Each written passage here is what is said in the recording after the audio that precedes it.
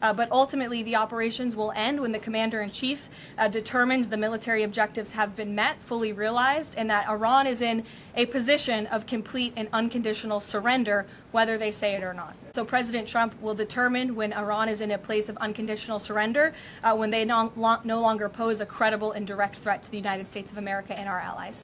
I've been wanting to talk about Israel's and the US's war on Iran for a while now. But as you know, we're in day like 13, 14, and it's not slowing down. It is not slowing down. I actually think it's going to get worse because Trump is an absolute narcissist. Pete Hegseth, all of them, they're absolute narcissists. And they are in the hands of Israel. This is literally the United States of Israel. This isn't the United States of America under this regime. And that is all because Oman, the country of Oman, they had a deal. They were playing negotiator between the US and Iran for Trump's US-Iran deal. Iran agreed, or they were seemingly agreed, and they were happy with the terms. Well, happy is a stretch, but they were okay with the terms and conditions. All of this could have been potentially prevented. Guess what? The next day, Trump bombs that Iranian all-girls school and murders almost 100. Actually, they say it's 165 to 170. I'm just going to say under 200 because we don't exactly know. But look at this video.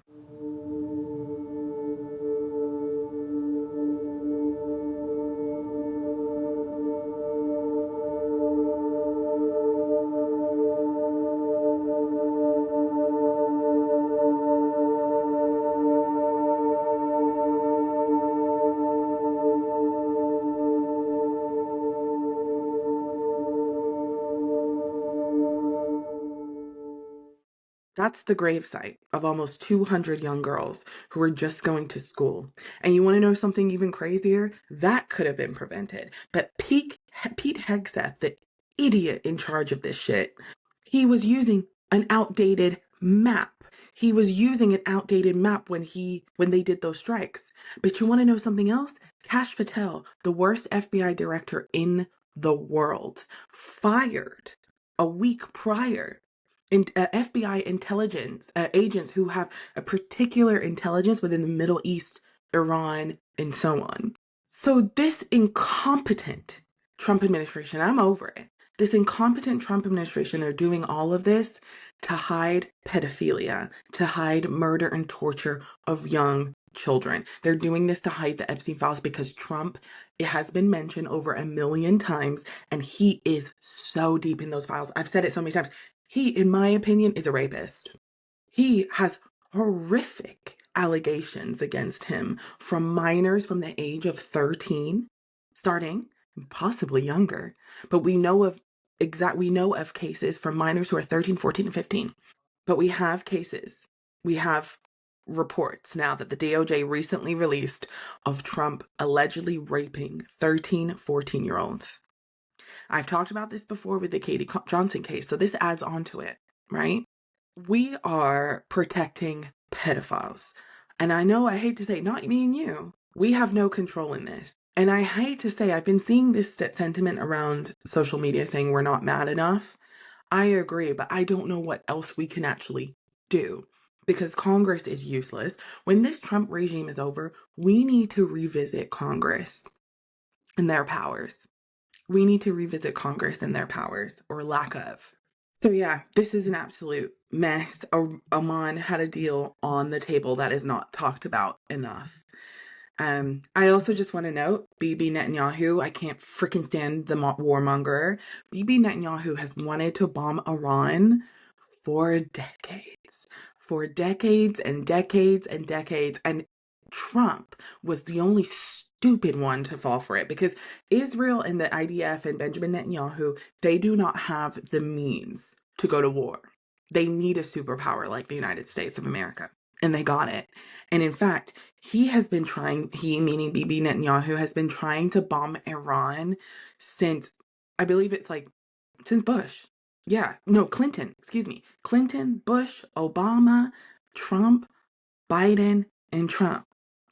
And during Trump's first term, the reason why he didn't do a lot of the stuff he's doing now is because he had a little bit of the competent conservatives around him. And I believe also the Democrats had the majority at some point. So he was barred from doing enough. But during that presidency, he realized how much power he could actually have if everything belonged to his party. And now we can see that it's true. And Obama said no. Bush said no. Clinton said no. Well, Bush Jr., he had the Iraq War. Okay, so he had a whole other war that he was dealing with. But Obama said no. Biden said no. We're not going to invade Iran. No regime change. Oh, that's the thing. Trump ran on no war regime change. And now look. Okay, we're seeing the same with Venezuela. We're seeing the same with Venezuela, right? He took the president of Venezuela saying, "Oh, I'm going to help the people as regime change," just for the regime's vice president to become president. It makes no sense. Same with Iran, right? Iran, they took out the leader, the Alatoa of, I can't remember, but he took him out, which is obviously mixed reactions, right? You have a lot of Iranians on the ground, especially even Iranians, Americans, at least in my neighborhood, that were really happy that the Ayatollah, the leader of Iran, was gone because he was horrific. He killed like thousands and thousands of Iranians. So two things can be true. You can be happy that a dictator is gone, but not in the way that it was executed. Because one, the US of A should not be involved in foreign wars. We shouldn't be involved in wars that have nothing to do with us, period. Second, if Oman had a deal, why didn't we go that route? There's so many questions here. And I just don't think we should ever be involved. And Trump ran on that. And he's a liar, though. We're starting to realize he's a liar. He's an alleged rapist. He's an alleged torturer. He's an alleged murderer. And not only that, but he surrounds himself with the same sort of human beings he is. Howard Lutnick, island. Jared Kushner, suspicious. Pam Bondi, an idiot. Kash Patel, Epstein was a Democratic hoax. Marco Rubio, we're all exonerated. You know what I'm saying? The list, J.D. Vance, silent as a little mouse, because they all know this is bad. They ran against regime change. They actually said Kamala Harris would be the one to start all of the wars. So Trump is the weakest, stupid, most narcissistic, egotistical, worst president in the world. I'm not talking about the United States. In the world, in my opinion.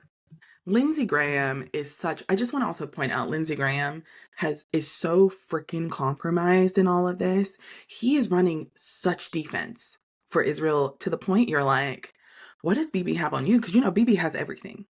There was alleged report leaked, and I'm going to show you now.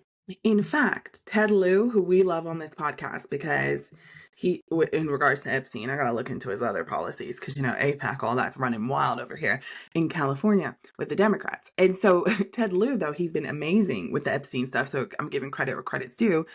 And Reuters had an exclusive the other day saying foreign hackers in 2023 compromised the Epstein files held by the DOJ. And then Ted Lieu goes, a foreign hacker likely has the Epstein files. The best way to prevent blackmail of the government officials, such as Trump and Howard Lutnick, would be for AG Pam Bondi to stop the cover-up and release all the files. So basically, a foreign asset who I believe is either Israel or Russia hacked into the US database during the Biden administration, by the way, who I'm not in a cult, so I can criticize everybody. And then from that, I believe blackmailed the government officials like Trump, Howard Lutnick, everybody, etc., etc. Even like the people in Norway that are stepping down, Sweden. It's not just the United States of America. I believe, oh, and then I say, interesting. So Biden, DOJ, and FBI at the time, I think Christopher Wray, who was the FBI director under Biden, Merrick Garland, who ran the DOJ, was the AG under Biden, needs to testify. I've said this from the beginning. Merrick Garland needs to absolutely testify because I do not understand why, if we were sitting on all of this Epstein information, why he did not release it. It's very suspect because we've seen it. Do nothing Democrats are up in the files too. Okay? And Christopher Wray, I had to actually look at Ray. I had to look him up because I wasn't sure who the FBI director at the time of Biden was. I wasn't paying that much attention to the little details. Now I am, obviously, during the Trump regime and going forward, to be honest. But he needs to absolutely come in front of Congress. So I wrote that in hopes that maybe like Ted Lieu could see it. I tagged other members of Congress because that's what we have to do. So there's that. So I believe Bibi Netanyahu or Putin from Russia, both, they might be sharing information, we never know, has the goods on Trump, has the absolute tea on Trump. And now I'm not going to go through a timeline of the Iran war. You guys kind of seen the news. We can't escape it. As of today, there are additional 5 U.S. deaths. And it wasn't due to any foul play or exchanging friendly fire. I don't know why they call it friendly fire. It's not friendly. War is not friendly. So exchanging fire, guns, stuff like that. They were actually refueling the 6 military members. They were refueling in the air, and then I believe there was a collision with another plane, or it just something bad happened. And now all 6 are dead. So that brings the death toll here in the United States to 13. I also do want to say that a lot of innocent Iranian civilians have died because of this, because of the Trump and Bibi war. And those were the same Iranians who turned to the US asking for help because the regime of the Ayatollah at the time, who was now dead, right? He was horrific. And then Trump lied to the Iranian people, said help is on the way. Get out into the streets and protest. He's unhinged. Also, the messaging about this war, you guys have seen it. They're saying it's not a war, it's an excursion. I'm like, an excursion? An excursion is when me and my homegirls are going to the winery. That's an excursion. Or drag brunch. That's an excursion. Not war. So the administration, we can't trust them because they're saying, we don't know why. They don't know why they're going to war. That's the thing. There's not even an explanation on why. So we don't even know why we're going to war. We don't know why we're going. There is not an explanation on the why. Marco Rubio, Pete Hegseth, Trump, they're all saying multiple different things. Some are saying it's a war. Then they backtrack and say it's not a war because if it's a war, they have to get congressional approval. And they haven't done any of that. It's a mess. The world probably hates us. The world hates us. And I get it. I get it. We have so much money in the world and we have so many people in America suffering, and people don't even feel bad for us because we're the richest country in the world, which I understand, but we are suffering here. And then Iran allegedly wants to strike California. I'm like, what did we do? I don't want this. I live in California. I don't want this. Go get that man. Go to 160th Pennsylvania Avenue. Go talk to them. Even though I'm hearing that's like false. The FBI, by the way, Cash Patel's FBI is telling us this. We can't trust him for shit because he couldn't find Nancy Giuffre. Where is she? And there was also a trend now on Twitter. By the way, I know I do it to myself. I love Twitter. I know I shouldn't do it to myself, but it's just so crazy how brainwashed a lot of these bots are. Anyways, so I want you to also listen to Caroline Leavitt not confirm if boots on the ground will happen. As for boots on the ground, the president has talked about this repeatedly. Wisely, he does not rule options out as commander-in-chief. So again, I would hesitate to confirm anything that a Democrat on Capitol Hill says right now about the president's thinking. But I have a huge feeling we're going to do boots on the ground. And if we do that, all hell is going to break loose in America, in my opinion. No one's going to tolerate that. You want to die for that man? By the way, who just wants oil, just wants money. We don't know where the oil reserves are. We don't know where the tariff money is, by the way. That the money he took from the oil he took from Venezuela, he put the money, like $300 million in a little in a little high yield savings account in Qatar. Isn't that our money? Pete Hegseth just recently spent $93 billion, and I'll talk about that in a minute. I mean, another podcast, because I have so many thoughts on that. So we're just screwed over here in the United States of America. It just, I know I'm jumping, but like, I can't stop thinking about it. Like the Iraq War. Didn't we lose like 5,000 soldiers, military men? and 35,000 were injured. What? 150 are already injured today, and we're day 13. It's so insane to me.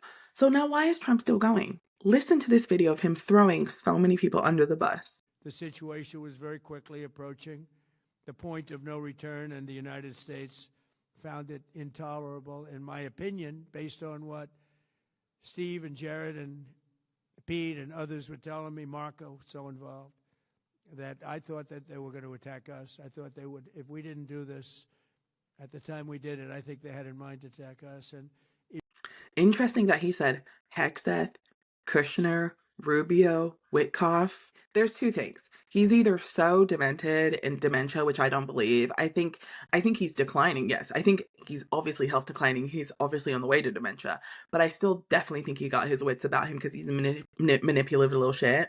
So there's that. So there could be possible that he's just suffering from major dementia and just saying shit. But everything he does is calculated. Second, he's throwing them under the bus because he knows he's wrong and he's gearing for the trial. Because he's going down. If he doesn't die before the end of his presidency, he'll testify if the Do Nothing Democrats get some balls this time around. So oil is just the theme, like Venezuela. And speaking of oil, gas is up. $6 over here in California, $8 in some places.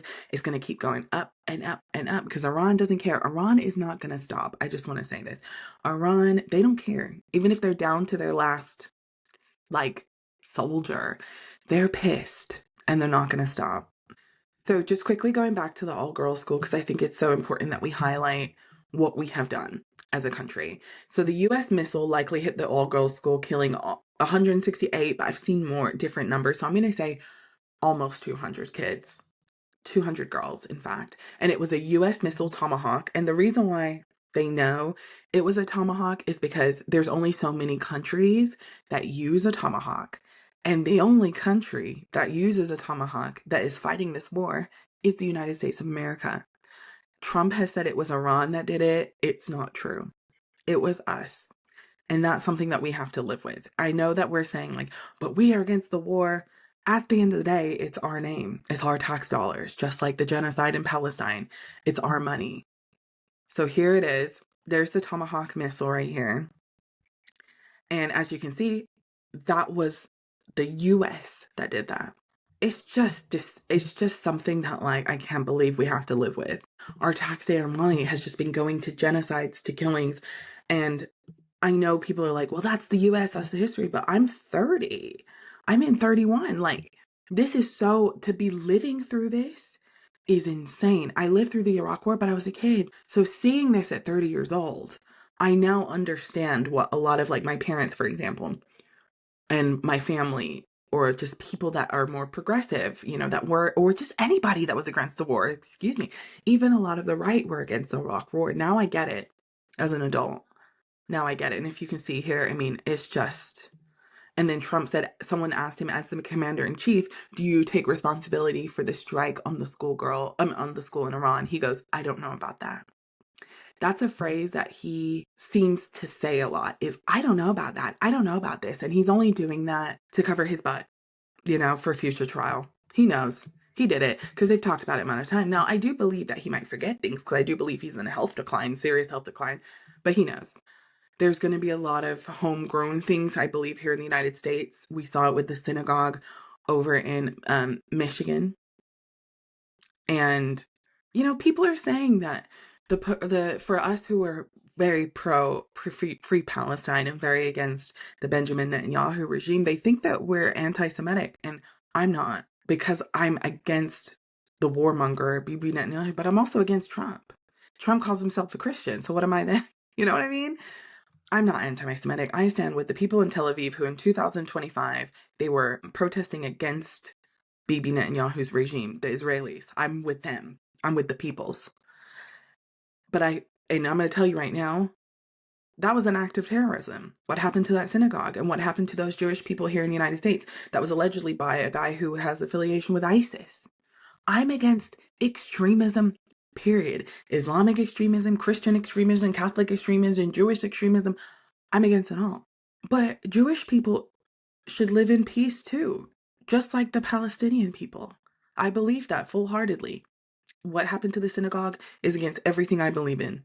It's an act of terrorism. It's disgusting. And I stand with the Jewish people in the community in Michigan. I stand with Jewish people, period. But especially within that community in Michigan. It's disgusting. It is anti-Semitism, period. So why is it that we just want a free Palestine and we're against Benjamin Netanyahu's war regime and we're anti-Semitic? It doesn't make any sense. It doesn't make any sense. I'm against, what's his face? If you're against Tim Scott in South Carolina, are you racist? I don't get it. I don't, and he's the only one I can use because he's the only black Republican out there. I don't get it. That to me, the arguments don't really make sense. Now, I do also want to say, I'm sure there are people that are anti-Semitic and free Palestine. I'm sure. But there's always bad apples with everything. I mean, it's just a given. Now, it's up to us how we navigate that, right? As adults, it's up to us how we deal with that oppression, how we deal with bigotry, how we deal with all that stuff. And I'm not going to stand for it personally. I'm not standing for it. You shouldn't either. So it's not anti-Semitic. No, it's anti-war. It's anti-genocide. It's anti. If it was the opposite way, and Palestine had a dictatorship like Benjamin Netanyahu, and we're doing that in the Israelis, I'm pretty sure I would be doing the same thing. So it's free Palestine over here, and it's also recognizing the Iranian people, the civilians, who are stuck in the middle of a war because of the U.S. and Israel. And it really sucks because I just want, if there are people that aren't in the U.S. that are listening to this, I hate saying it's the U.S. war because the majority of people in the U.S. are very much against it. Don't listen to Lindsey Graham's. Don't listen to Stephen Miller's. Jared Kushner's. We're very much against it.